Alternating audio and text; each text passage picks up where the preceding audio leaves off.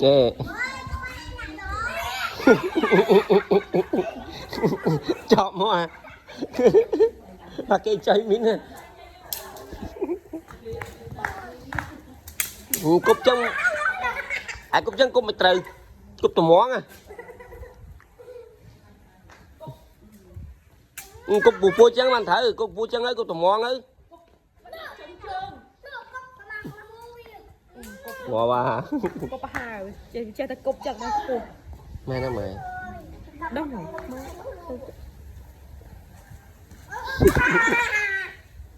Thế à đồng đây.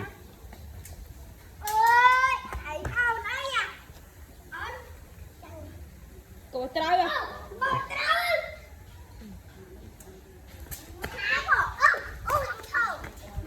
Ghê không? Ghê không? Tò xua con cúp tới đồng phí chứ. Cúp cái gì nữa.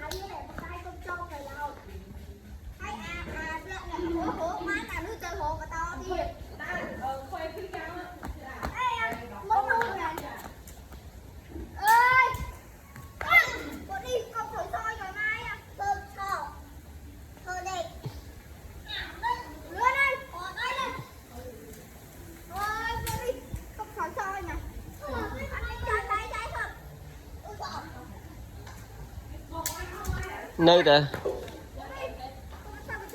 mình ấy tịch cua xóm này đấy.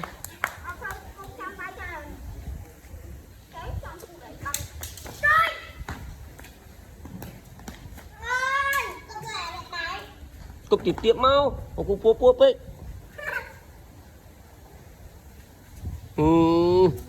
Cục chân mày tư. Cục à. Anh cúp phải thử múc cái nào múc giặt dung là xa xay kìa hơi.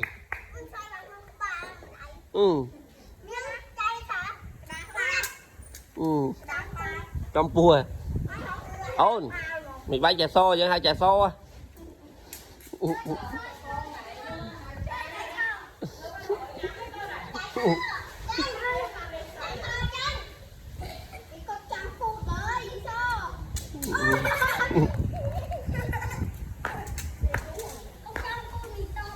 Trai